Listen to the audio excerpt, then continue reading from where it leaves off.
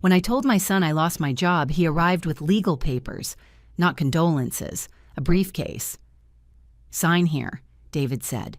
He spread the documents across my small coffee table. "It legally separates our finances." He didn't sit.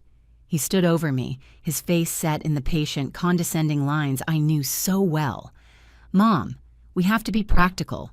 When you die broke, your debts stay yours." He pointed the tip of his expensive pen at the first signature line.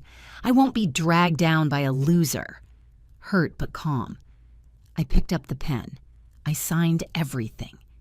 He had no idea about the $900 million inheritance I just received. He had no idea what I was about to do with it.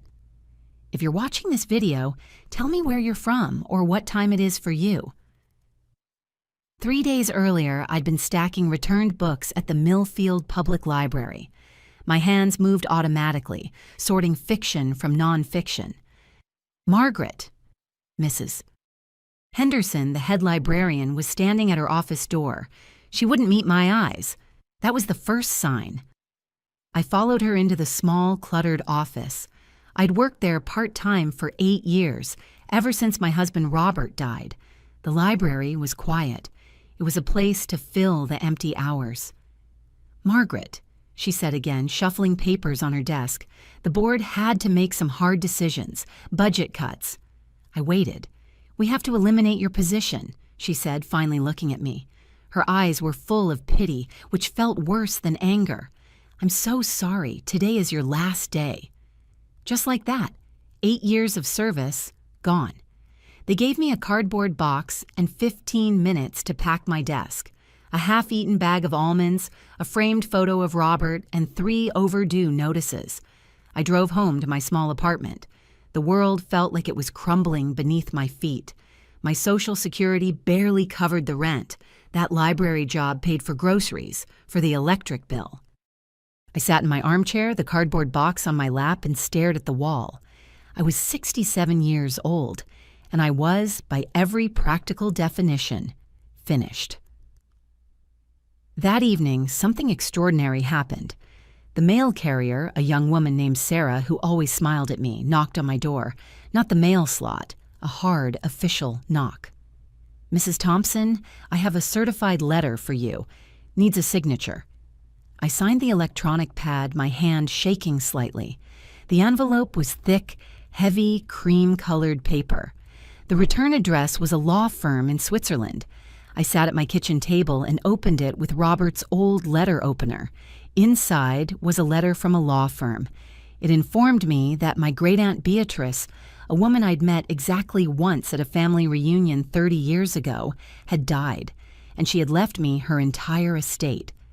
The number made me sit down hard. I gripped the edge of the table. $900 million. I read the line 3 times. I read the entire letter 4 times. It had to be a mistake, a cruel, elaborate scam. But the lawyers were real. The letterhead was real. The Swiss address was real. Aunt Beatrice. She had made a fortune in rare art and European real estate. She'd never married, had no children. I remembered her at that reunion in 1995. A stern woman in a dark dress, ignored by everyone but me. I'd asked her about the small painting she'd brought as a gift. We talked about brush strokes for 20 minutes. Apparently, she remembered. I should have been ecstatic. I should have been screaming, dancing, calling someone. Instead, I felt oddly calm. I folded the letter, slid it back into the envelope, and put it in my kitchen drawer. I didn't call anyone. I didn't celebrate.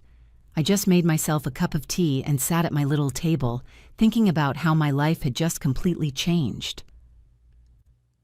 The next morning, David called. The timing was perfect. "Mom, I heard about the library." "That's terrible." His voice was rushed. He was on his commute. I could hear the radio in the background. "I'll be fine, David. I'll figure something out." "Look, I know this is hard," he said, "but Patricia and I have been talking." Patricia, my daughter-in-law, the woman who treated me like an inconvenient obligation, a piece of old furniture she couldn't throw away. "We think this might be a blessing in disguise," he continued, "a chance for you to downsize. Simplify your life. Simplify? You know, that big apartment is a lot for you. We found some lovely senior communities, much more affordable. It would take the pressure off. You wouldn't have to worry about becoming a burden. What he meant was, move somewhere cheaper so you're not our problem. I told him I was fine, I said, my voice flat. I'll figure something out. But David has never been one to let things go when he thinks he knows better. He has always known better. Just think about it, Mom. We'll come over this weekend. We can drive around, look at some places. That's not necessary. It is necessary, Mom. We have to be realistic. That's how I ended up opening my door yesterday afternoon. David standing there with his leather briefcase looking like he was about to foreclose on my apartment. We need to talk, he said. He pushed past me into my living room. He didn't wait for an invitation. Patricia's been researching, he said, snapping open the briefcase. There are legal ways to protect families from financial liability. Smart planning, Mom. He spread the papers across my coffee table, the same table where I'd just been reading a catalog of Aunt Beatrice's art collection. These documents legally separate our finances, he explained. His voice was efficient, the one he used for his insurance clients. He sold insurance. He'd done well for himself, well enough to live in a house 3 times the size of my apartment, well enough to take vacations to Europe while I clipped coupons. It means, he continued, when you inevitably can't pay your bills, when you need expensive medical care, when you die with debts, none of that becomes our responsibility. I stared at him. I couldn't find my voice. Mom, be realistic. You're 67, unemployed, living on Social Security. The math isn't hard. His voice was patient, like he was explaining basic addition to a child. Patricia calculated your monthly expenses versus your income. You'll be broke within 2 years, 3 at most. Patricia. Of course. She'd calculated my poverty down to the penny. Sign here, he said, pointing to the first signature line. It's just smart planning. He pointed to another page. And here. I just looked at him. He sighed, exasperated. Mom, when you die broke, your debts stay yours. I won't be dragged down by a loser. That word hit me like a slap. Loser. My own son. But I didn't argue. I didn't cry. I just picked up the pen and signed every page where he indicated. My hand was perfectly steady. David watched with obvious relief. He gathered the papers, squared them neatly, and slid them back into his briefcase. He snapped it shut. The sound was final. I'm proud of you, Mom, he said, patting my shoulder.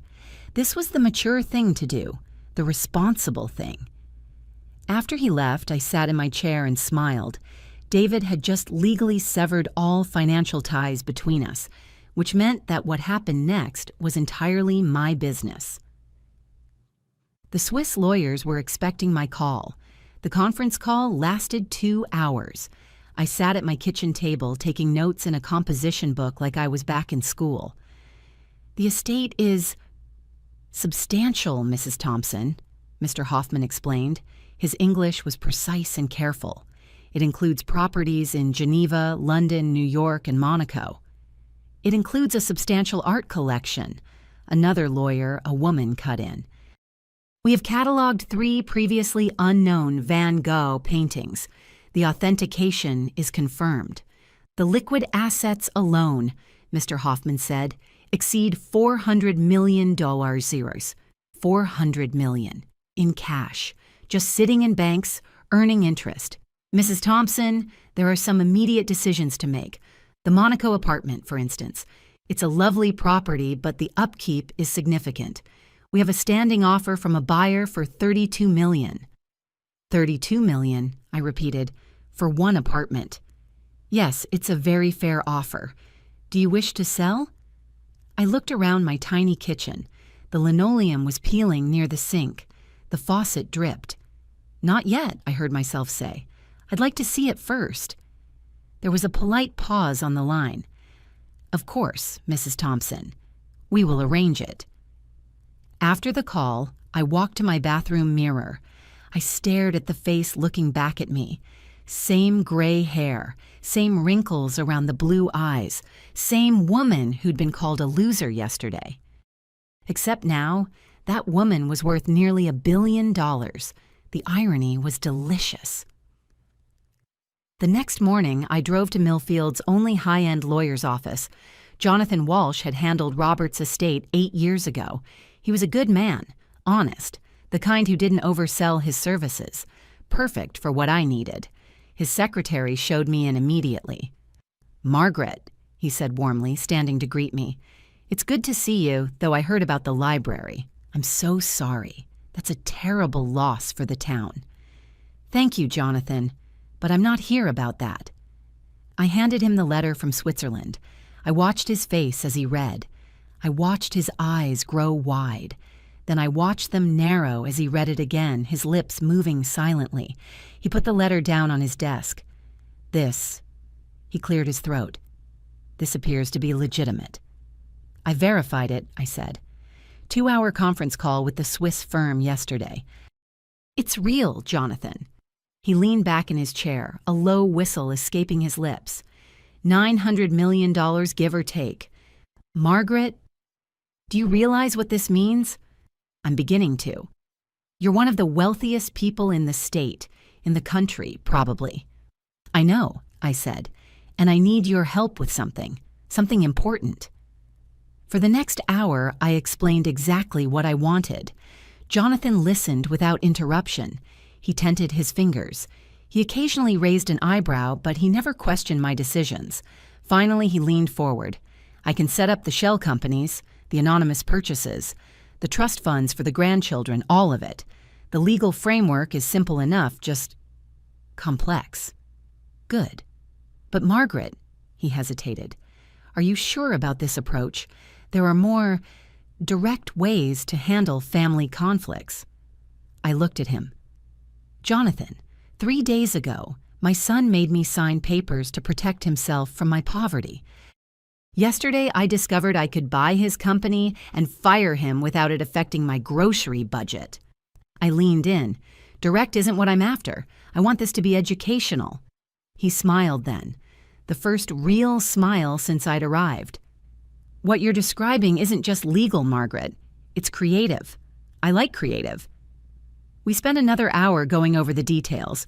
By the time I left his office, the groundwork was laid. Jonathan would handle the American side of things, working with the Swiss firm on the international aspects. The first step was creating an anonymous holding company. We called it Beatrice European Holdings. That evening, David called. "Right on schedule. Just checking on you, Mom. How are you holding up? Job searching yet?" "Actually, I'm fine," I said, looking at the Swiss lawyer's direct number saved in my phone. "Better than fine." "That's the spirit," he said, completely missing the tone. "Listen, Patricia found some listings for senior apartments. Smaller places, more affordable. We thought maybe this weekend we could drive around and look at some." Senior apartments. Places where old people went to quietly disappear. "That's thoughtful, David," I said, "but unnecessary. I won't be needing a smaller place." There was a pause. "Mom, we talked about this. You have to be realistic about your situation." "Oh, I am being very realistic about my situation, David. More realistic than you can possibly imagine." Another pause. Longer this time. "What's that supposed to mean?" "Nothing important, just that things have a way of working out." After I hung up, I called Switzerland. Mr. Hoffman answered immediately, even though it was the middle of the night for him. "Mrs. Thompson, how may we assist you?" "I'd like to arrange a transfer," I said. $5 million to my American account." "Right away? May I ask the purpose?" "For an acquisition." "I have some purchases to make," I said. $5 million to start. Pocket change, really, but it was enough to begin, enough to remind my son exactly what kind of mistake he'd made. The $5 million appeared in my local Millfield bank account on Tuesday morning. I stared at my online banking screen. Yesterday, my balance was $847.22. Today, it was $5,847.22. The numbers didn't seem real, but they were. First, I had research to do. I drove to the Millfield Coffee Company and set up my new laptop at a corner table. If anyone asked, I was job hunting. Technically, it wasn't a lie. I was hunting for information about someone's job. David worked for Morrison Financial Services, a mid-sized insurance company that specialized in commercial policies. He'd been there 8 years, worked his way up to regional sales manager. He made decent money, wore decent suits, and drove a decent car. According to their website, they handled policies for about 60% of the businesses in our county. More importantly, according to the public records I found, Morrison Financial was privately owned. 3 brothers, Frank, Mike, and Tom Morrison. They'd inherited the company from their father. It was the kind of family business that might be interested in selling to the right buyer for the right price. I spent 3 hours researching Morrison Financial, their revenue, their client base, their market position. By the time I finished my second coffee, I had a clear picture. A solid, profitable company, worth approximately $12 million, perfect. And next I researched Patricia, her interior design business, Sophisticated Spaces. It operated out of a rented office downtown and catered to upper-middle-class clients. She had 3 employees and a decent reputation. But like most small businesses, she lived client to client. According to her business filings, she cleared about $80,000 a year in profit. And her office lease, I discovered, was month to month. Also perfect. Wednesday morning, I met with Jonathan Walsh again. His office was buzzing. He'd had time to process my request. The Morrison acquisition will take time, he explained, all business. I've made discreet inquiries through intermediaries. Beatrice European Holdings is now a registered entity. And the family is intrigued, he said, but cautious. They want to know who the buyer is, what their intentions are. What did you tell them? I told them my client represents a group of European investors interested in expanding their American portfolio. It's vague enough to be believable and exotic enough to be intriguing. I smiled. Good. And Patricia's office building? Easier, he said, picking up a different file. The owner is eager to sell. Commercial real estate has been slow. Your offer of $2 million for a building worth $1.3 million got his attention immediately. He's ready to sign. Excellent. Make both offers. The $2 million for the building and $12 million for Morrison Financial. Cash. Fast close. Jonathan hesitated. Margaret, I have to ask again. What's the end game here? You'll own your son's company and your daughter-in-law's building. Then what? I thought about David's voice checking on my job search like I was a charity case. I thought about Patricia, calculating my poverty. I thought about the legal papers that severed me from their lives the moment I became inconvenient. Then I teach them about consequences, Jonathan, about what happens when you discard family because you think they're worthless. He nodded slowly. I see. And if they apologize? If they realize their mistake? They won't realize anything until it's too late, I said. People like David and Patricia don't apologize for being practical. They only apologize when their practicality costs them something.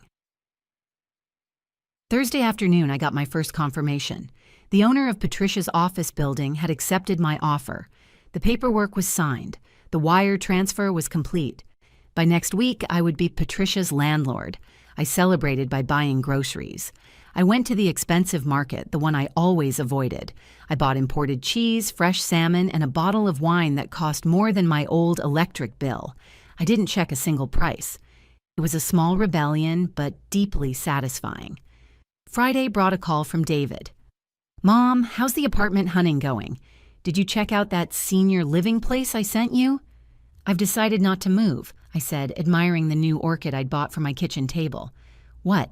Mom, we talked about this. You can't afford to stay where you are. Your savings won't last. I can afford anything I want, David. Silence. Then, carefully, what does that mean? What's going on? It means I'm fine. It means you don't need to worry about me becoming your financial burden. His voice sharpened. Are you seeing someone? Mom, please tell me you haven't fallen for some romance scam. Elderly people are targeted all the time. Elderly people. Like I was a doddering fool waiting to be taken advantage of. The condescension was automatic for him. No romance scam, David. I'm just not the charity case you think I am. Then where is this confidence coming from? 3 days ago, you were unemployed and scared. I smiled, looking out my apartment window. I received some unexpected good news, I said. My situation has improved, dramatically. What kind of good news? He demanded. The kind that changes everything. After I hung up, I called Jonathan. Any word from Morrison Financial? They want to meet next week, he said. They're very interested.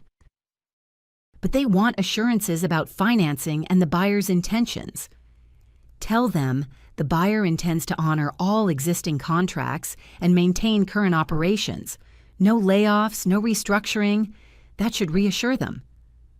There's one more thing, Jonathan said. They're asking for $14 million now. Apparently, word got out about the European interest, and they're testing the market. $14 million instead of 12. I almost laughed. Accept their price, I said. But I want the sale completed within 30 days, cash. That's very fast for this type of transaction, Margaret. Jonathan, I said, I have $900 million earning interest in Swiss banks. $14 million is what I spend on coffee. Monday morning, Patricia called me. She was in tears. Margaret, something terrible happened. It's just awful. I made appropriate, sympathetic noises while stirring my own, very expensive coffee. My landlord sold the building, just out of the blue, to some foreign investment company. Oh dear, I said. And they're tripling my rent, tripling it, from $1,000 to $3,000 a month. I can't afford that, Margaret. I just can't. Through Jonathan's shell company, Beatrice European Holdings, I was now Patricia's landlord. The rent increase was perfectly legal. Her lease was month to month. I had given proper notice via a sterile corporate letter. That's awful, dear, I said. Have you tried talking to them? I tried calling. They won't negotiate. The property management company just sent me a form letter. It says the new owners want to maximize the investment potential of the building. What does that even mean? Her voice cracked. I don't know what to do. I'll have to move. But there's nothing available in my price range downtown. This will kill my business. Everything else would mean losing most of my clients. I'm so sorry this is happening, I said. David thinks I should ask you for help, she said, her voice dropping. You know, just for the deposit on a new place. But I told him absolutely not. You have enough to worry about with your own situation. How thoughtful. They wouldn't ask me for money because they thought I didn't have any. Have you considered expanding your business? I asked innocently. Maybe this is an opportunity to think bigger. With what money, Margaret? She sobbed. I'm barely keeping the lights on as it is. This rent increase will kill me. She hung up and I called Jonathan. Tuesday afternoon, David called. He had his own crisis. Mom, something weird is happening at work. Really weird. Oh, I said, pruning my new orchid. The owners are selling the company to some European conglomerate. It came out of nowhere. We just had a meeting. That sounds exciting, I said. New opportunities. I don't know. Nobody knows anything except that the sale is happening fast. Like, really fast. Mr. Morrison says the new owners want to keep everything the same, but you know how these things go. I'm sure you'll be fine, I said. You're good at what you do. Yeah, but good enough for European standards? These people might have completely different expectations. They might bring in their own team. I almost felt sorry for him. Almost. It was time to test the waters. David was worried about his job. I wanted to see how he'd react under real pressure. Jonathan, I said on our next call, I need you to do something for me. I need you to leak a false report to David. A false report? I want him to believe that his biggest client, Hartwell Manufacturing, is being aggressively poached by a rival insurance firm. A big one, someone he can't compete with on price. I see, Jonathan said. That's certainly creative. What's the goal? I want to see what he does. Does he fight for the client? Does he give up? Does he blame the new European owners for the problem? I want to see his character. I can have an intermediary accidentally send an email to him, make it look like a high-level corporate memo he wasn't supposed to see. Very effective. Do it, I said. David took the bait. He got the leaked email on Thursday morning. By Thursday afternoon, he was in a full-blown panic. He didn't call me. He was too busy trying to save his job. He scheduled an emergency meeting with Mr. Hartwell for Friday morning. I wasn't there, of course, but Mr. Hartwell's feedback, which he delivered directly to Jonathan as the representative of the new owners, was illuminating. David hadn't gone in to save the account. He hadn't gone in with a new proposal or better service. He'd gone in, panicked and insecure. He'd blamed the new European owners for the confusion. He'd implied the company was unstable. He'd acted entitled, complaining that Hartwell was being disloyal after so many years. He didn't try to charm him. He didn't try to solve a problem. He tried to guilt him. It was a disaster. Friday afternoon, Jonathan called me. He was not happy. "Margaret, your test worked. Maybe too well. I just got off the phone with Mr. Hartwell. He's furious." "About the rival offer?" "No, there was no rival offer. That's the false lead part. He's furious about David. He said, and I quote, 'I've been unhappy with that young man's service for months. Claims are slow. Calls aren't returned. This morning, he comes into my office, sweating and unprofessional, and starts blaming his new bosses for his own failures.'" I felt a cold, hard anger settle in my chest. So it wasn't just me he treated with contempt. It was his job, too. Jonathan, Hartwell was leaving anyway. David was just incompetent. "Yes," Jonathan said, "and your son just cemented it. Hartwell is pulling his account. He was polite, but he's done. He asked me, as the new owner's rep, if we could recommend another one of our firms. He wants nothing to do with Morrison Financial as long as David is managing accounts." The false lead had revealed the truth. David wasn't a victim of a corporate takeover. He was a bad employee. "This changes things," I said. "What do you want to do? Hartwell is a $2 million account. Losing it will be a major blow." "No," I said, my voice sharp. "We're not losing it. You're going to call Mr. Hartwell back. Tell him that Beatrice European Holdings has a different insurance division, a high-level boutique service. Offer him better rates and a dedicated service team. Poach him ourselves." "Margaret, that's business, Jonathan. My son failed. I'm cleaning up the mess." That same afternoon, Patricia called again. She was past tears. Her voice was flat, dead. "I have until tomorrow to decide," she said. "Sign the new lease or move out. The property management company won't budge." "What will you do?" I asked. "I don't know. Maybe I'll have to close the business. Just give up. Start over somewhere cheaper, outside town." The defeat in her voice was complete. Patricia, who'd calculated my financial ruin, was now facing her own. "I'm sorry this is so difficult," I said. "The worst part is the timing. I finally had some momentum. Mrs. Richardson just hired me to redecorate her entire house, a $50,000 project. But if I have to move, I'll lose her. I'll lose everyone." She hung up. An hour later, Jonathan called. "It's done. Morrison Financial is officially sold. The paperwork is complete, the money transferred. You now own David's company." "And Hartwell Manufacturing?" "Mr. Hartwell was relieved," Jonathan said. "He was very impressed with our proposal. He's switching his company's insurance needs to your other holding company. Effective immediately. He asked when we could take over his policy." "Tell him Monday," I said. "And Jonathan, I want David to be the one who has to call Hartwell and tell him about the account transition. It needs to be handled professionally." "Margaret, that's cold." "That's business," I said. "David will be following company protocol, informing a client about a service change. Nothing inappropriate about that."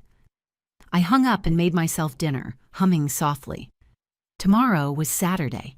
David and Patricia would spend the weekend worrying about their futures. They had no idea their fates were entirely in my hands. Monday morning, I dressed carefully. My best navy blue dress, the one I'd saved for special occasions. I wore stockings and my good shoes. I drove to Morrison Financial Services. Time to meet my employees. David's car was already in the parking lot when I arrived at 9 a.m. Through Jonathan's arrangements, I was scheduled to meet with the management team at 9:30. I was to be introduced as Mrs. Thompson, the primary representative of the new ownership group. I sat in my car for a few minutes, watching David through the office windows. He was at his desk on the phone, probably reviewing client files, preparing for what he thought would be a normal, stressful day. In 30 minutes, his world would tilt sideways. Jonathan met me at the front door. "Ready for this?" he asked, holding the door open. "I've been ready since he called me a loser." The conference room held 6 people. The 3 Morrison brothers, who were staying on temporarily to ease the transition. David. Another sales manager named Robert, a man about David's age but with a quieter, more observant face. And Sarah, the head of accounting. They all stood when Jonathan and I entered. "Ladies and gentlemen," Jonathan said, his voice projecting authority, "thank you for coming. I'd like you to meet Mrs. Margaret Thompson.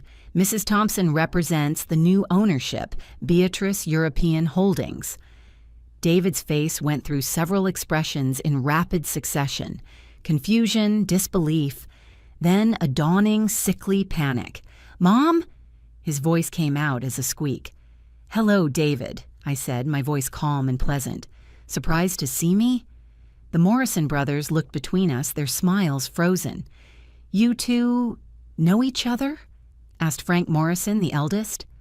"Mrs. Thompson is my mother," David said weakly. He looked like he was going to be sick. "What a wonderful coincidence," I said smoothly, taking the seat at the head of the table. I had no idea David worked here when my associates recommended Morrison Financial as an acquisition target. That was technically true. I'd known David worked here, but my associates had indeed recommended it, after I'd told them to. "Mom, I don't understand," David stammered. "How are you representing investors? You just lost your job at the library." I smiled at him, the same patient smile he'd shown me when explaining why I'd die broke. "David, my circumstances have changed recently. Quite dramatically, actually." Frank Morrison cleared his throat. Should we postpone this meeting, given the family connection?" "Not at all," I said, opening the portfolio Jonathan had prepared for me. "Business is business. Isn't that right, David?" For the next hour, I reviewed operations with the management team. Morrison Financial was exactly what I'd expected: solid, profitable, but lacking vision. "I want to assure everyone that there will be no immediate changes," I announced. "Salaries remain the same, benefits are unchanged, and all current client relationships will be honored." "What about long-term plans?" asked Robert, the other manager. He was watching me with keen, intelligent eyes. "We'll be investing in technology upgrades and expanded services," I said. "The goal is growth, not cost-cutting." David hadn't spoken another word. He just sat there staring at me. After the meeting, the others filed out. Frank Morrison gave David a sympathetic look. Robert just glanced at me, then at David, and left. "I'd like to speak with David privately," I said. Jonathan nodded and closed the door, leaving us alone in the conference room. "Mom, what the hell is going on?" David exploded, his voice a harsh whisper. "Language, David. Just don't. How did you buy this company? Where did you get the money?" "I inherited it." "Inherited what? From who?" "From my great-aunt Beatrice. You remember her. From Uncle Harold's funeral? The weird old lady with the paintings." "Mom, she lived in a tiny apartment. She was broke." I almost laughed. Aunt Beatrice's tiny apartment in Geneva was worth $40 million. But your memory is selective. Appearances can be deceiving, David. How wealthy?" Wealthy enough to buy this company without affecting my grocery budget, I said. David's face had gone pale. He sat down heavily. Mom, please tell me this isn't some kind of revenge thing because of the papers. The papers I asked you to sign. Revenge? I considered the word. No, David, not revenge. Education. What kind of education? The kind that teaches you not to call your mother a loser. David flinched. I didn't mean it like that.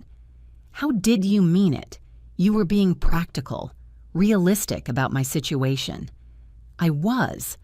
My situation has changed, David, dramatically, and now I'm being practical about yours. He was quiet for a long moment. He stared at the polished table. Are you going to fire me?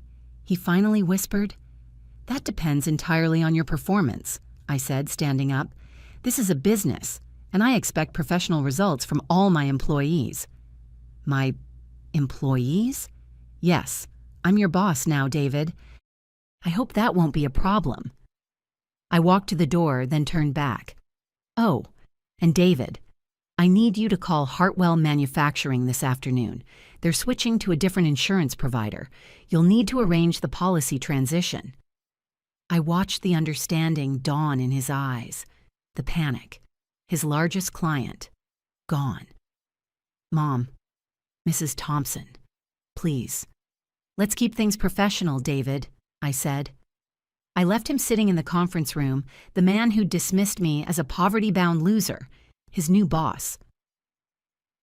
Later that day, I was by the coffee machine in the break room. I was learning the names of the staff. Robert, the other sales manager, walked in. He poured himself a cup, his back to me. Mrs. Thompson, he said quietly, not turning around. Mr. Johnson, please call me Margaret. He turned. His face was unreadable. You're really his mother. I am. He's been difficult. For a while. Since Frank Morrison started talking about retiring. Difficult how? He took a sip of his coffee. He acts like he owns the place, lets things slide. Hartwell wasn't the only account David was fumbling. I kept my face neutral. Oh? You might want to check the quarterly reports for Apex Logistics and the Miller portfolio. They've been unhappy. He looked at me directly. He's your son. But this is my job. I've been covering his mistakes for a year. He rinsed his cup, put it in the dishwasher, and walked out. His motives were unclear. Was he protecting his job, trying to get David's, or just telling the truth? It didn't matter. He had just handed me a weapon. That afternoon, I drove to Patricia's office building. My building. I'd timed it. She was working late, probably trying to figure out how to salvage her business before the rent increase took effect at the end of the week. I found her in her office. She was surrounded by fabric samples and floor plans, crying softly over her laptop. Patricia, are you all right? She looked up, startled, wiping her eyes. Margaret, I didn't hear you come in. The front door was open. I was in the neighborhood, I said, and thought I'd stop by. I'm just trying to finish this proposal for Mrs. Richardson, she sniffled. If I can get her deposit, maybe I can afford the new rent for another month. Just while I look for a different space. Any luck finding somewhere else? Nothing, she said, her voice breaking. Nothing. Everything decent is either too expensive or too far from my client base. I'm starting to think I should just close the business, start over somewhere else, maybe move back to Ohio, near my sister. Ohio, 3 states away. David would love that. His wife gone. His mother-in-law problem solved. That seems drastic, I said. What choice do I have? These new owners are impossible. They won't negotiate. Won't consider a payment plan. Nothing. It's like they want me gone. I sat down across from her desk. Patricia, can I ask you something? Of course. Do you remember the conversation we had last month about my financial future? She looked confused. What conversation? When you calculated how long my savings would last. When you and David figured out I'd be broke in 2 or 3 years. Her face flushed a deep, blotchy red. Margaret, We were just trying to help David plan. Plan for what, Patricia? Plan for when I'd be a burden. That's not what I meant, she whispered. Isn't it? You calculated my poverty down to the penny. You convinced David I'd drag him down financially. You made him get those papers to protect himself from my inevitable failure. Patricia was crying again, but I didn't stop. I was trying to be practical, she wept. So am I said. I stood up and walked to her window, looking down at the street below. My street. In my building. Sometimes being practical means accepting difficult truths, I said without turning around. Sometimes it means making hard choices about who deserves your help and who doesn't. Margaret, I don't understand what you're trying to say. I turned back to face her. I'm saying that consequences have a way of catching up with us, Patricia. The things we do, the judgments we make, the way we treat people, it all comes back, eventually. Are you angry about the papers? Because David explained that. I'm not angry, I said truthfully. I'm educated. I walked to the door, then paused. Good luck with Mrs. Richardson's proposal. I hope the deposit works out for you. Tuesday afternoon, David appeared at my apartment door. I'd been expecting this visit since Monday's revelation. We need to talk, he said. He pushed past me into my living room. The same aggressive move he'd made when he brought the financial separation papers. But this time, his confidence was gone. He was vibrating with anger and fear. Of course, David. Would you like some coffee? Mom, cut the act. I know what you're doing. What am I doing, David? You bought my company just to get back at me. And somehow you're connected to Patricia's rent situation too. I know it. I poured myself a coffee. I didn't offer him any. That's quite an accusation. Is it true? He demanded. Which part? All of it. I sat down in my chair, the same one where I'd signed his papers. Yes, it's true. David stared at me. Whatever he'd expected, simple honesty wasn't it. Why? He whispered. Because you called me a loser. Because you and Patricia calculated my descent into poverty like it was entertainment. Because you made me sign papers to protect yourself from my inevitable failure. I was trying to be responsible, he shouted. You were trying to discard me before I became inconvenient, I shouted back. David began pacing, his insurance salesman composure completely gone. Okay, I handled it badly, I'm sorry, but this is insane. Mom, you can't just buy people's lives because your feelings got hurt. Can I said. I seem to be doing exactly that. Where did this money come from? Aunt Beatrice died broke in that tiny apartment. Aunt Beatrice owned that tiny apartment in the most expensive district of Geneva, I said calmly. She also owned a villa in Monaco, a house in London, and art worth more than most people make in their lifetimes. How much money are we talking about? I sipped my coffee. I watched him squirm. Enough. Mom, please, I need to know what I'm dealing with here. What you're dealing with, I said, setting down my cup, is the consequence of your choices, David. He stopped pacing. What do you want from me? I want you to understand something. For 8 years since your father died, you've treated me like a burden waiting to happen. You've been polite but distant, helpful but calculating. You and Patricia have measured my worth in dollars and cents. That's not fair, isn't it? When was the last time you called me just to talk? Not to check a box, not to manage an obligation? When did you ever visit without needing something? When did you treat me like family instead of a liability? David was quiet. He had no answer. I don't know how to fix this, he said. I don't think you can. As if on cue, David's phone rang. He glanced at it, and his face went even paler. It's Patricia. Answer it, I said. He put the call on speaker. Patricia's voice filled my living room, high and panicked. David, I figured it out. I know who it is. It's Margaret.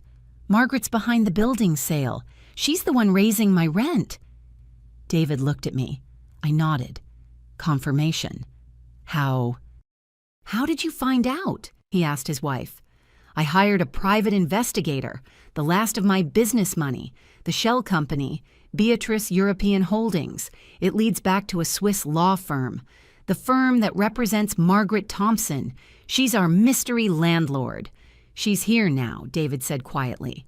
"Margaret? Margaret, are you listening?" Patricia shrieked. "I'm here, Patricia. Why? Why are you doing this to us?" "I'm not doing anything to you, Patricia. I'm making business decisions based on market values and investment potential. That's what the letter said, didn't it?" "That's bull, and you know it." "Language, dear. You're destroying my business because of those stupid papers David made you sign."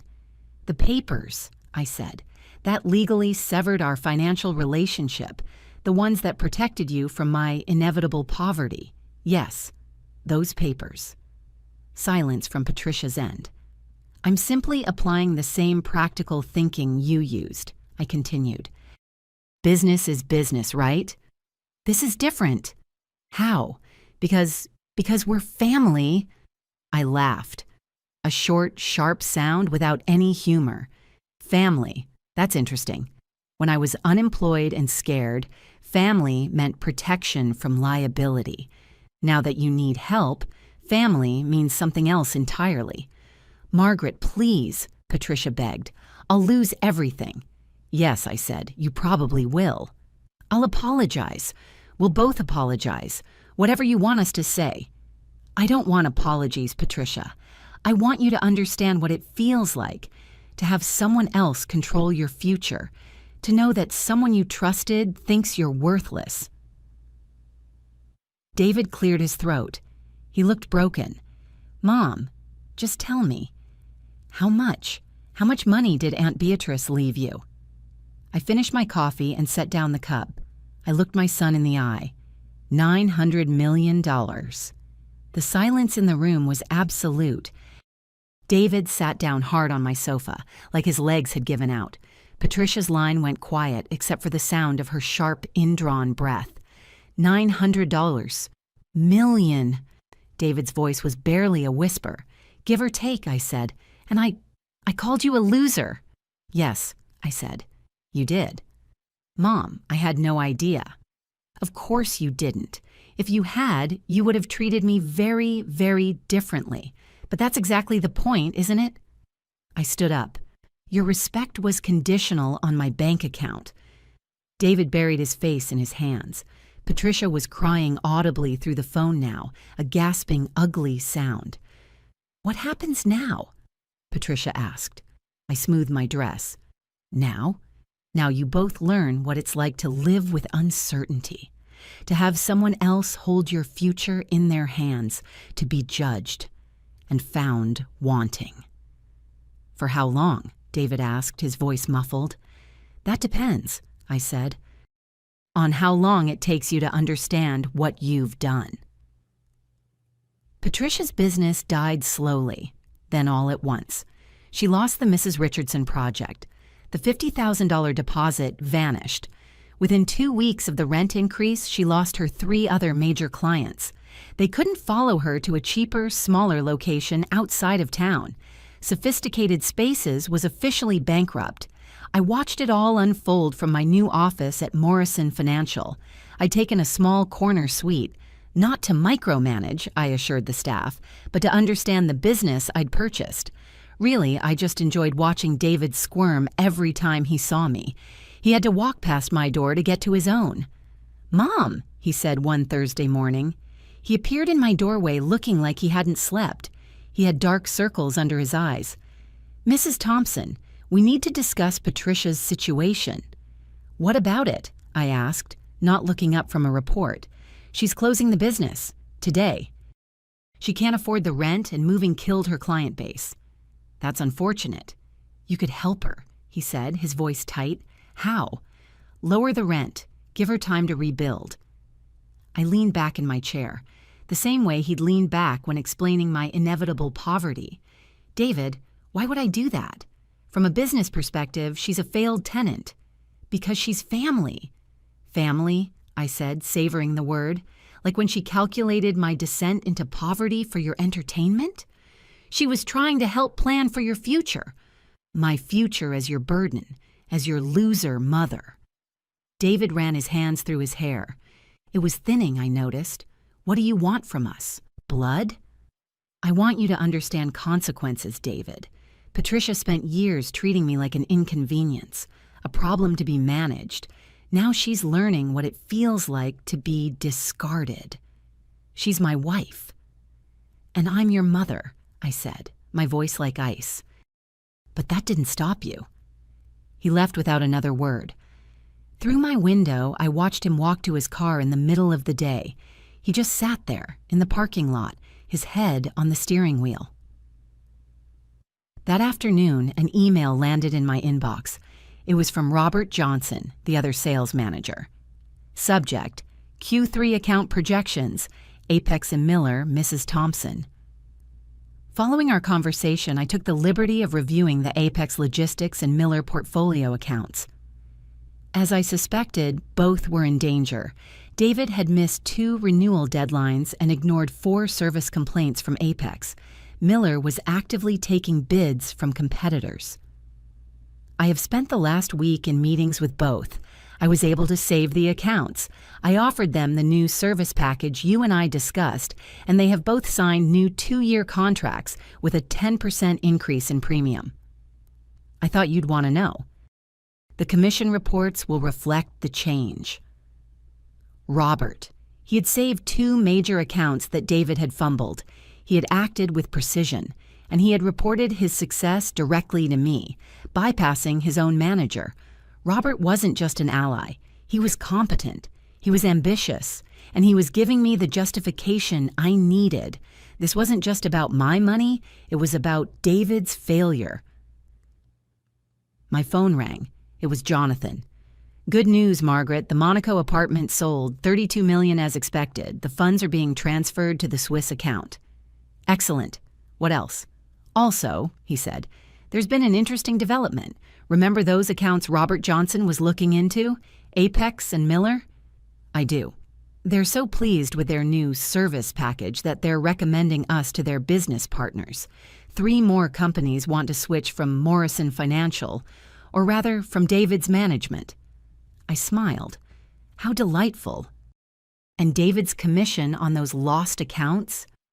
The Hartwell loss alone was significant. Losing Apex and Miller, even if they're still with the company, means he loses the commission. Robert gets it now. All told, that's approximately $40,000 this quarter. A significant hit to his annual income, I mused. David made decent money, but losing his biggest clients would cut his salary by nearly 30%, just enough to make life uncomfortable. Perfect. What about Patricia's business closure? She filed the bankruptcy paperwork yesterday. The business assets will be liquidated to pay creditors. Patricia was losing everything, her reputation, her client list, her independence. And my other project? I asked. The last one? The research is complete, Jonathan said. David and Patricia's mortgage company, Millfield Community Bank, is very interested in your acquisition offer. I'd been busy. I hadn't just bought his workplace and her building. I was buying their home. They're a small institution, Jonathan continued. Your cash offer, well over their valuation, is something they can't refuse. The board is voting tomorrow, but it's a formality. Excellent. Make the offer. That evening, David and Patricia came to my apartment together. They didn't push. They knocked. I opened the door. They looked like they'd aged years in the past month. Mom, David said carefully, can we come in? We want to make this right. I stepped aside. How? They sat on my sofa. Patricia spoke up, her voice shaky but rehearsed. We know we hurt you. We were thoughtless and cruel and we're sorry. Are you sorry for what you did? I asked. Or are you sorry you got caught? Both, David said, a flash of honesty. But mostly for what we did. I see. And if I'd never inherited any money, if I'd actually become the burden you predicted, what then? They exchanged a look. We would have helped you, Patricia said. The lie was thin, unconvincing. Would you? Even after making me sign papers to protect yourselves from my debts, those papers specifically prevented you from being liable. Silence. Here's what I think, I continued. You're sorry because your calculations were wrong. You're sorry because the worthless old woman turned out to be worth $900 million, but you are not sorry for treating me like garbage when you thought I was powerless. That's not fair, David protested. Fair? I stood over them. Was it fair when you made me sign legal documents because you thought I'd die broke and drag you down? Patricia started crying, quietly, miserably. I've lost everything, Margaret. My business, my reputation, 8 years of work, gone. Yes, I said, you have. Doesn't that satisfy you? She whispered. I thought about it, seriously. I looked at their broken faces. Not yet. Friday morning brought the news I'd been waiting for. Jonathan called, his voice crisp. Millfield Community Bank has accepted your offer, Margaret. The board vote was unanimous. You now own David and Patricia's mortgage. Excellent. What's the current balance? $240,000, he said. They've been making payments on time, but I've seen their financials. They're already stretched thin with Patricia's business closure and David's commission losses. Through my office window, I could see David at his desk. He was staring at his computer screen, not typing. He had no idea his mother now held the deed to his house. What are the terms of their current mortgage? I asked. Standard 30-year fixed rate, monthly payment of $1,300. But, Jonathan said, there's something interesting in the fine print. What? A clause. A standard one, but rarely used. It allows the lender to call in the full loan amount if the borrower's financial situation changes significantly, like, for instance, a co-borrower filing for bankruptcy. I smiled. Could it now? Margaret, are you really going to foreclose on your son's house? I'm going to give them choices, Jonathan, the same kind of choices they gave me. That afternoon, I implemented Phase 2. I had Jonathan, on behalf of Millfield Community Bank's new management, send official letters to both David and Patricia. The letters informed them of the mortgage transfer, and they requested updated financial statements citing Patricia's recent bankruptcy filing. David appeared in my office an hour after receiving his letter. He was holding it in a shaking hand. You bought our mortgage. It wasn't a question. I bought the bank that holds your mortgage, I corrected him. There's a difference. Is there? Of course. I'm a responsible lender. I just want to ensure my investment is secure. David stared at me. Mom, you own my house. The bank owns your house, David, until you pay off the loan. I own the bank. That's the same thing. Not quite. As long as you make your payments, nothing changes. And if we can't make the payments, he whispered. I looked at him. Patricia's unemployment benefits run out next month. Without her income, you'll have to make adjustments. What kind of adjustments? I pulled out a file folder I'd prepared. Well, there are several options. You could try to refinance with another lender, though I imagine your credit has taken a significant hit with Patricia's bankruptcy. He flinched. You could sell the house, I continued, and buy something smaller, much smaller. Or, he said, or what? I looked up at him. Or, you could ask family for help. The irony hung thick in the air between us. David, who'd protected himself from my financial problems, now needed to ask me for help with his. Would you? He asked, his voice cracking. Would you help us? That depends. On what? On whether you've learned anything from this experience. David was quiet for a long moment. I've learned, he said, his voice bitter, that you're vindictive. Have you learned why? Because we hurt your feelings. I stood up, walking to the window. David, do you remember what you said when you brought me those papers to sign? I said a lot of things. You said I'd die broke and drag you down. You called me a loser. I was wrong. You were honest, I said, turning to face him. You showed me exactly what you thought of me when you believed I was powerless. I'm sorry, he said. Are you, or are you just scared? He couldn't answer. That evening, Patricia called me, sobbing. Margaret, please, please, I'm begging you. I know you hate us, but we're going to lose our house. Why would I hate you, Patricia? I asked calmly. Because of what we did. Because of the papers, the calculations, all of it. I don't hate you, I said. I pity you.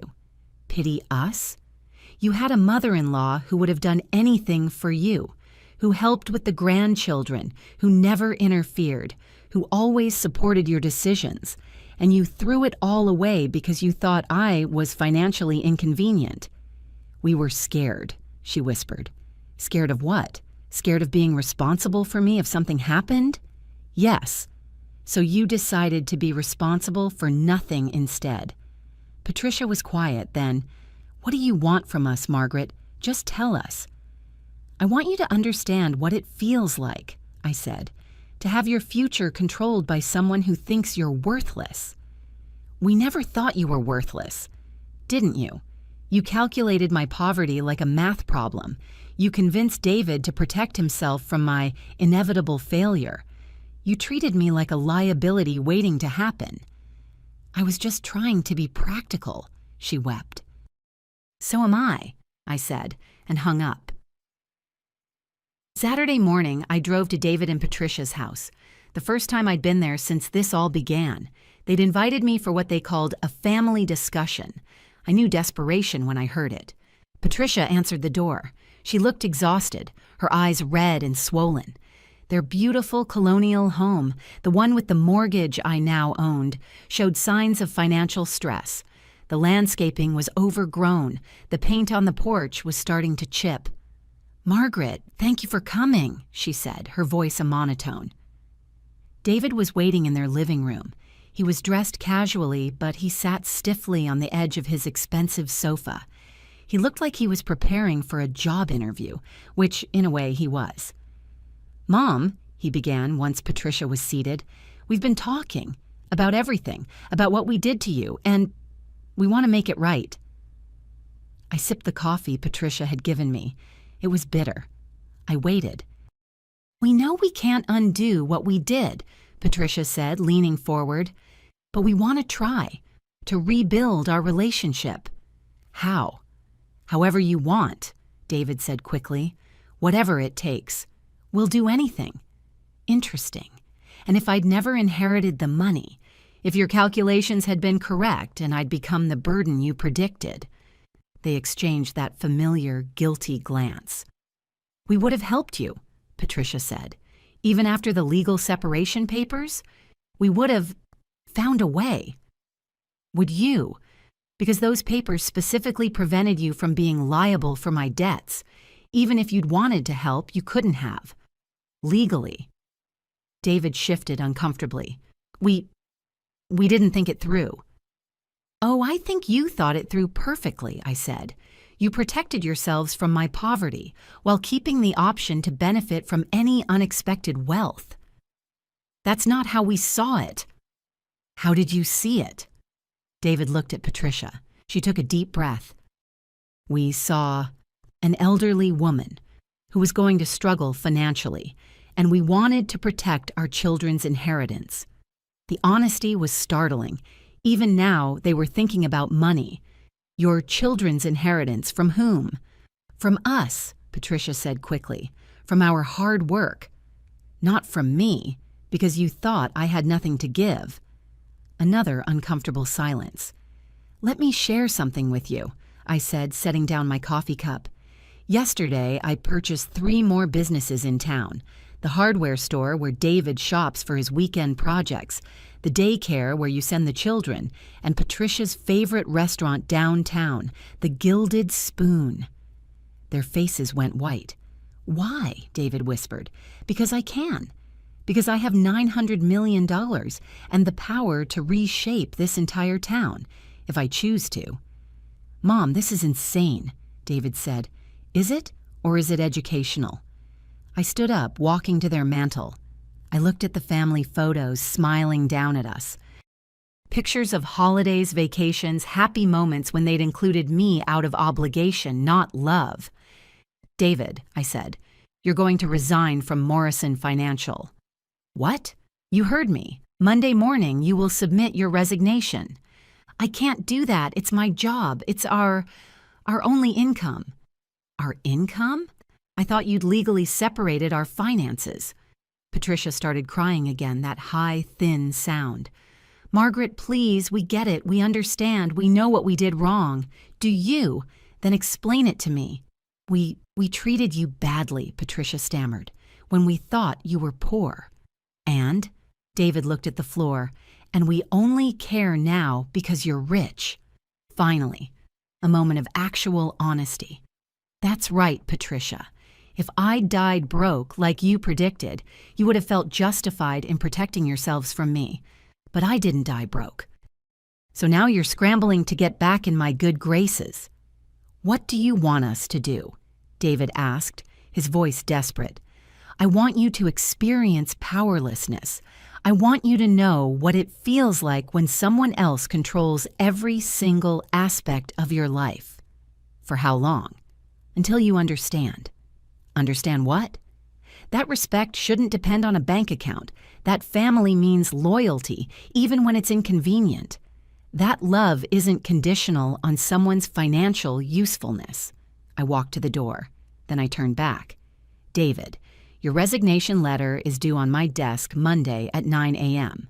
And if I don't, then I will call in your loan, in full, Tuesday." I looked at Patricia. "And Patricia, I'm buying your sister's house in Ohio, the one you mentioned wanting to move near. Consider it a going-away gift." You're forcing us to leave," she whispered. "I'm giving you the same choice you gave me," I said. "Accept the consequences of your actions. Or face even worse ones." Monday morning arrived. I was in my new office at 8:30 a.m. At 9:00 a.m., David didn't just appear. He knocked. "Come in." He was holding a letter, but he wasn't submitting it. "I'm not quitting," he announced. I looked up from my computer. "Excuse me?" "I'm not quitting," he said again. His voice was shaking, but it was firm. "Fire me if you want, but I am not resigning." This was new. David had found some backbone. "Interesting," I said, leaning back. "Why the sudden defiance? What about your house?" "Because I realized something over the weekend. You're not trying to teach us a lesson anymore. You're trying to destroy us. Completely." "Am I?" The hardware store, the daycare, Patricia's favorite restaurant, buying her sister's house. "You're not just punishing us. You're controlling every aspect of our lives." I studied my son. He looked terrible. But for the first time, he looked like a man, not a frightened employee. "And," he continued, "I think you've made your point. We were wrong. We hurt you. We're sorry. But this has gone beyond education. This is something else." "What would you call it?" "Revenge," he said. "Is that what you think this is?" "I think you're drunk on power," he said, sitting down across from my desk. "I think having 900 million has changed you into someone I don't recognize." He leaned forward. "Mom, I remember you. You were kind. You were patient. You were forgiving. You helped everyone who needed it. This person you've become, this isn't you, isn't it?" I said softly. "Or is this who I always was, underneath the convenient, accommodating mother you preferred?" "What do you mean?" he asked. I opened my desk drawer and pulled out a folder, a thick one. "David, there's something you don't know, something I've been saving for the right moment." "What?" "The inheritance from Aunt Beatrice. It didn't just include money and property." David looked confused. "What else?" "Information, records, documentation of her extensive research into our family." I opened the folder and spread several documents across my desk. Aunt Beatrice was very thorough. She investigated every family member before deciding who deserved her fortune. She was spying on us? She knew about your father's business practices. She knew about your mortgage struggles. She knew about Patricia's spending habits. She knew about every family gathering where I was treated like an obligation. David's face was growing pale. And she knew, I said, about the conversation you and Patricia had last Christmas, the one where you discussed having me declared incompetent so you could control my assets. We didn't. December 23rd, I said, my voice cold, in your kitchen, while I was in the living room playing with the grandchildren. Patricia suggested that my confused behavior about money meant I needed supervision. You agreed that it might be necessary someday to protect me from myself. David's mouth opened and closed. Aunt Beatrice had private investigators, David. She recorded conversations. She documented everything. That's insane, he whispered. Is it? Look what's happened. The moment you thought I was poor and helpless, you discarded me. The moment you discovered I was wealthy, you came crawling back. You've proven exactly what Aunt Beatrice suspected about your character. David stared at the documents. So, this was all planned? The whole thing? Not planned, I said. Facilitated. Aunt Beatrice gave me the tools to reveal who you really are, what you chose to do. That was entirely up to you. And Patricia? Patricia chose to calculate my poverty for entertainment. She chose to treat me like a liability. She chose to support your decision to legally separate from me. David was quiet for a long moment. Then what happens now? Now, I said, you face the consequences of failing Aunt Beatrice's test. What test? The test of character. The test of whether you'd love me for who I am or for what I have. The test of whether family loyalty matters when it's inconvenient. I gathered the documents and put them back in the folder. You failed, David. Spectacularly. So, what's my punishment? Your punishment is living with the knowledge of who you really are, and with the consequences of the choices you've made. David left my office then. He looked like a man who just discovered the ground beneath his feet was quicksand. 3 days later, I called David and Patricia to my apartment. I told them it would be our final conversation. They arrived looking like prisoners heading to sentencing. Sit, I said, gesturing to my sofa. They sat. I have an announcement to make, I said, about Aunt Beatrice's inheritance. David looked up, a flicker of desperate hope in his eyes. Are you giving it back? Donating it? No, David, I'm keeping every penny. But there's something you need to understand about what that money represents. I walked to my kitchen table. I'd laid out all of Aunt Beatrice's documents, the folders, the transcripts, the recordings. Aunt Beatrice's final letter to me contained specific instructions. She wanted me to use her fortune to conduct what she called character experiments on our family members. Patricia spoke, her voice a reedy whisper. What kind of experiments? The kind that reveal who people really are, when they think no one important is watching. I picked up the thickest folder. This contains detailed records of every family interaction for the past 10 years, every slight, every dismissal. Every time I was treated as less than, Aunt Beatrice documented it all. How? David asked. Private investigators, recording devices. She was very, very thorough. She was spying on us, he said, his voice dead. She was collecting evidence, I corrected. Evidence of how her family treated its most vulnerable member when they thought there were no consequences. I opened a folder and pulled out a transcript. This is from your conversation with Patricia right after Robert's funeral. Quote, now we'll have to deal with Mom's neediness. She'll probably want to move in with us or something pathetic like that. Patricia made a small, choking sound. I picked up another. This is from last Thanksgiving. David, this is you. Quote, Mom's getting more confused about money. Maybe we should start thinking about guardianship options. We were just talking about controlling my life for your convenience, I said. Yes, I know. I set down the transcript and picked up one final document, a letter sealed in wax. But here's the part you'll find most interesting. Aunt Beatrice's will contained a provision that you never learned about. What provision? Patricia asked. If any family member passed her character test, if they showed me her proxy, genuine love and respect when they thought I was powerless, they would receive a substantial inheritance of their own. David and Patricia looked at each other. That flicker of hope, of greed returned to their eyes. How substantial? David asked. 50 million each, I said, to be exact. Their expressions brightened. They looked at me, waiting. However, I continued, if they failed the test by treating me badly when they thought I had nothing, they would receive something else instead. What? Patricia whispered. I smiled. I felt genuinely happy for the first time in months. Nothing. Absolutely nothing. Forever.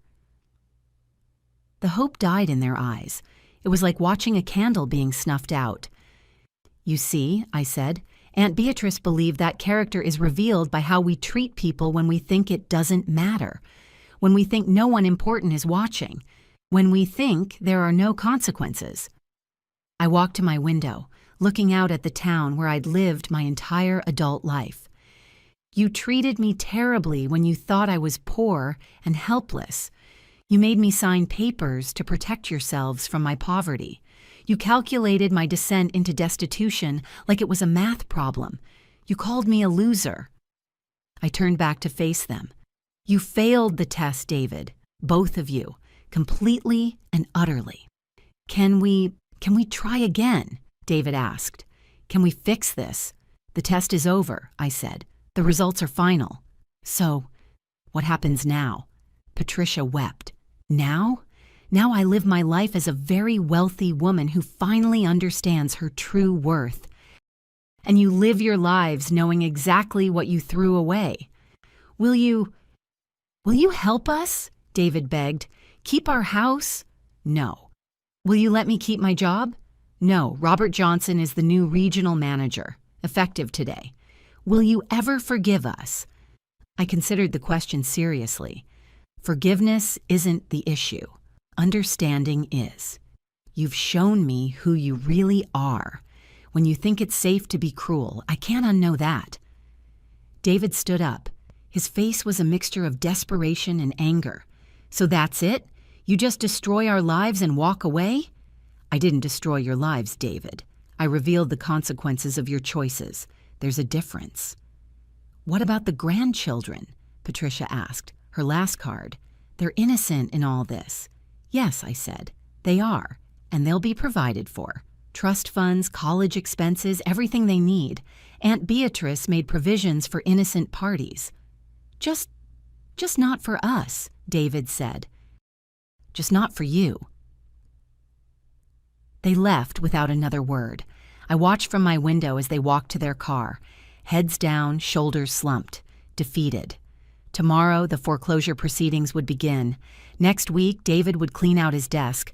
Next month, they'd move to Ohio, where Patricia's sister had agreed to let them stay while they started over, with nothing.